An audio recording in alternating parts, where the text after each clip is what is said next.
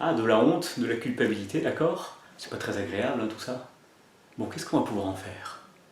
Est-ce que vous avez remarqué déjà que cette honte, cette culpabilité, finalement, n'était pas négative, mais au contraire, elle était utile? Imaginez dans la vie de chacun, s'il n'y avait jamais de honte, jamais de culpabilité, eh bien, qu'est-ce qui se passerait? Si jamais je m'énerve après mon enfant, que je lui crie dessus, et que je ne m'en veux pas, que je n'ai pas de culpabilité, eh bien, il y a des chances que la fois suivante, je me remette à lui crier dessus, je me remette à m'énerver après mon enfant. Si par exemple j'avais un contrôle, un examen et que je n'ai pas du tout révisé, que je me plante complètement à ce contrôle, c'est pareil, si je n'ai pas de culpabilité, si je ne m'en veux pas, eh bien, il y a des chances qu'au prochain contrôle, au prochain examen, je refasse le même type d'erreur et que je me replante à nouveau. Si jeune enfant, je pique de l'argent dans le portefeuille de mes parents, toujours pareil, si je n'ai pas de culpabilité, pas de honte, eh bien je vais continuer à faire la même action. Si j'avais décidé d'arrêter la cigarette, que j'ai arrêté, ça fait plusieurs mois que j'ai arrêté, que je tiens, et que là, pour X raison, j'ai recraqué, eh bien si je n'avais pas de culpabilité, eh bien, je continuerai à fumer, je reprendrai le fait de fumer. Donc vous voyez, c'est quand même intéressant, c'est quand même utile, ces émotions. Alors, ce qu'il faut en faire, il faut d'abord chercher à comprendre ces émotions. Comment on fait? On va chercher l'intention, le besoin de chaque émotion. L'intention, par exemple, si, comme je disais tout à l'heure dans l'exemple, si je m'énerve après mon enfant, quelle est l'intention de cette culpabilité que j'ai après? Eh bien, cette culpabilité, elle me dit que j'aurais voulu que ça se passe bien avec mon enfant, j'aurais voulu ne pas m'énerver après mon enfant. Bon. Je disais tout à l'heure, si je vole dans le portefeuille de mes parents, quelle est l'intention de cette culpabilité que je peux ressentir? L'intention, c'est pareil, elle aurait voulu simplement que je ne vole pas, que je sois respectueux et honnête par rapport à mes parents. Si, comme je disais tout à l'heure, j'ai raté mes examens parce que je n'ai pas révisé, qu'est-ce qu'elle voulait, cette émotion, qu'est-ce qu'elle veut? Eh bien, elle veut que je réussisse, elle aurait voulu que je réussisse cet examen. Pareil pour la personne qui aurait repris la cigarette, cette culpabilité, qu'est-ce qu'elle veut? Eh bien, elle me dit simplement que j'aurais bien voulu ne pas reprendre la cigarette. Donc vous voyez, l'intention est toujours positive derrière. Le besoin maintenant de cette émotion. Je reprends ces mêmes exemples, je me suis énervé après mon enfant. Quel est le besoin derrière la culpabilité que je peux ressentir? Eh bien, le besoin, c'est peut-être j'aurais voulu plus d'amour, de partage, de bienveillance avec mon enfant. Je voudrais de l'honnêteté, du respect par rapport à mes parents. J'en ai manqué peut-être. J'aurais voulu être sûr que je puisse compter sur moi, être responsable par rapport à ces révisions et ce contrôle. J'aurais voulu respecter mon besoin de santé, peut-être, par rapport à la cigarette. Oui, donc l'intention, le besoin sont utiles, sont positifs. D'accord.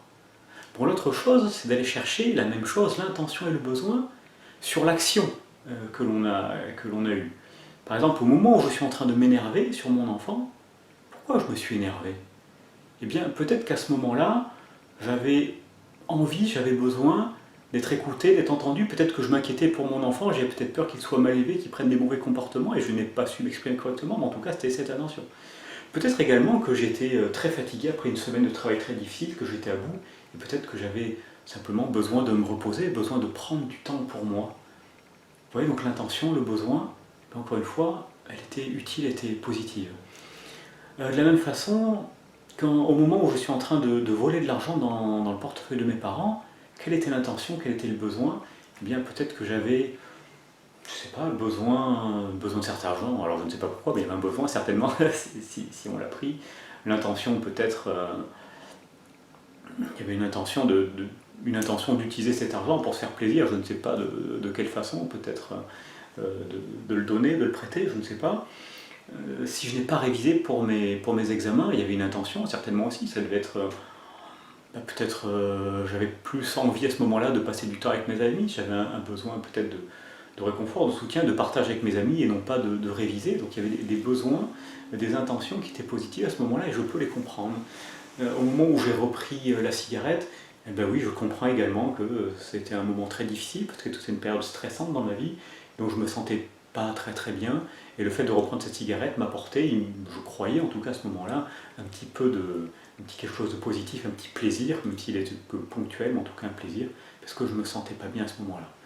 Donc je peux comprendre mon action, mon geste, oui, pourquoi j'ai fait ça, il y avait une raison derrière. Il y avait généralement une bonne raison, on va dire. Et ça, je peux la comprendre. Ça ne veut pas dire que je suis en accord avec ça. Si j'ai volé de l'argent dans le portefeuille, si je me suis énervé après mon enfant, ça ne veut pas dire que j'ai besoin d'être en accord avec ce geste, même surtout pas. Mais je comprends pourquoi il a eu lieu. Je comprends que derrière il y avait une intention, je comprends qu'il y avait un besoin, je comprends pourquoi il est là. Et maintenant, l'émotion qui est déclenchée, cette honte, cette culpabilité, bien c'est pareil, je la comprends, je sais pourquoi, j'aurais voulu que ça se passe mieux, j'aurais voulu que ça se passe d'une meilleure façon. Bon, donc ça, c'est les deux premières choses. Je comprends l'intention et le besoin de l'émotion, et je comprends l'intention et le besoin de mon action. Et d'ailleurs, je suis en train de penser, il y a des fois, il n'y a peut-être pas d'action. Si par exemple, je me trouve moche, je n'ai pas fait d'action particulière, par contre je peux avoir honte de moi, honte de mon physique, pourquoi pas. Quelle est l'intention, le besoin, pareil, de cette émotion à ce moment-là, quand j'ai honte de moi? Eh bien, il y a peut-être, il y aurait l'envie déjà que je sois, à mon goût en tout cas, plus plaisant. Pourquoi? C'est peut-être un besoin d'être reconnu, peut-être un besoin d'être aimé, peut-être un besoin d'être en couple. Voilà, donc encore une fois, l'intention, le besoin sont positifs. Et même si je ne fais pas d'action particulière, il y a une intention et un besoin positif derrière ces émotions. Bon, une fois qu'on l'a fait pour l'émotion, une fois qu'on l'a fait pour le comportement, eh bien, il faut prendre conscience que notre dialogue intérieur, qui des fois est dur, qui des fois nous rabaisse, justement, quand on culpabilise, quand on a honte, quand on se dit qu'on est nul, qu'on n'est pas assez capable, qu'on est moche, eh bien ce type de dialogue, il est rabaissant. C'est pareil, il a son utilité, hein, c'est toujours cette envie de faire mieux, d'être bien, mais la façon de s'y prendre n'est pas du tout propice au changement. Donc c'est intéressant de comprendre. Donc, imaginez si vous êtes en train de dire à votre meilleur ami mais qu'est-ce que tu es moche. Bon, je ne suis pas sûr que pour son besoin d'appartenir à un groupe, pour son besoin d'amour, ça l'aide beaucoup à avancer, ce genre de paroles. Si on dit à notre meilleur ami qui aurait volé de l'argent dans le portefeuille de ses parents, il dit t'es un nul, t'es un bon à rien, t'es un voleur, tu ne vaux rien, je ne suis pas sûr que ça l'aide également pour changer de comportement et pour se sentir mieux, plus honnête, plus respectueux peut-être par rapport à ses parents. Si je dis à mon meilleur ami et qui s'énerve après son enfant, t'es un mauvais père, t'es une mauvaise personne, je ne suis pas sûr que ce soit ça qui va l'aider à apporter plus de bienveillance, plus de partage, plus de communication par rapport à son enfant. Bon. Donc ce qui va être intéressant, c'est de mettre en place un système de pensée envers soi-même qui va être utile et qui va être bienveillant. C'est-à-dire, si je me suis énervé après mon enfant, eh bien, on peut reconnaître ça. Oui, c'est vrai, je me suis énervé, c'est vrai que ce comportement n'est pas en accord avec ce que j'aurais voulu faire. Bon, maintenant que j'en ai conscience, eh bien, je peux aller lui parler, je peux essayer de m'excuser, je peux essayer de trouver en place des solutions, je peux essayer de dialoguer avec lui, voir ce qu'on pourrait faire différemment. Je peux me faire, pourquoi pas, la promesse de ne plus faire la même chose. Et vous voyez, ça c'est dans la bienveillance, c'est dans l'écoute de soi et dans l'écoute de l'autre, bien entendu. Si j'ai recraqué par rapport à la cigarette, si je suis en train de me dire tu es nul, tu vois rien, tu es faible, pourquoi tu as repris, je ne suis pas sûr que ça aide à m'aller mieux, à m'alléger et justement à me libérer de la cigarette. Au contraire, si je me dis oui, effectivement, là j'ai eu un petit moment, j'étais pas très bien, j'ai recraqué, effectivement. Bon, mais c'est pas grave, c'était juste à ce moment-là. Je comprends maintenant qu'il y a d'autres façons de s'apporter plus de choses positives dans son quotidien. Je comprends aussi que j'ai envie de continuer vraiment à arrêter, donc je vais reprendre mes efforts, mon travail, et donc je vais avancer comme ça. Vous voyez, donc un système de pensée qui soit utile, qui soit positif, qui soit bienveillant et qui pousse à l'action. Il faut vraiment être très très conscient que tout ce langage qu'on peut avoir qui est dur, qui est rabaissant, comme je disais tout à l'heure, n'invite pas à l'action, même si l'intention et l'action et le changement est à faire différemment, mais ce n'est pas quelque chose qui pousse à l'action, au changement. Si on rabaisse quelqu'un, généralement, ce n'est pas la meilleure façon de l'aider à avancer. Et donc ces émotions ne sont pas négatives, sont simplement des voyants qui s'allument sur notre tableau de bord. Donc un voyant en rouge qui s'allume, c'est jamais très agréable à voir, mais par contre c'est utile. Et qu'est-ce qu'il faut faire qu'un voyant s'allume? Il faut aller l'écouter, il faut comprendre pourquoi il s'allume, qu'est-ce qui se passe, et aller régler le problème.